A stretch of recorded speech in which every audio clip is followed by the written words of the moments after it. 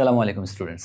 আজকে একটা খুব ইম্পর্ট্যান্ট টপিক নিয়ে কথা বলবো, যেটা হচ্ছে ভার্বের সাথে অ্যাস বা ইয়েস। এই জিনিসটার কথা শুনলে অনেকের মাথা ব্যথা উঠে যায়। বুড়ো বয়সে দেখা যায় কখন অ্যাস বসাতে হবে, কখন ইয়েস বসাতে হবে, বা আদৌ বসাতে হবে কিনা সেটা নিয়ে তারা কনফিউজড থাকে।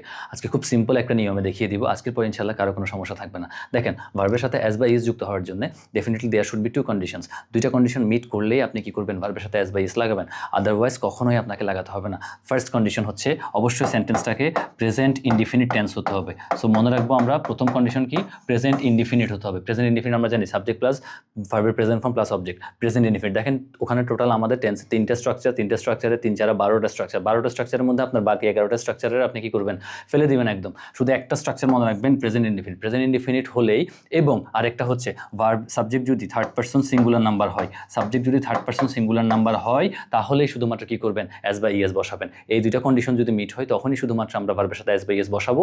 তা আদারওয়াইজ আমরা কখনোই বসাবো না। যেমন হি হচ্ছে থার্ড পারসন সিঙ্গুলার নাম্বার, একজন, হি ইটস।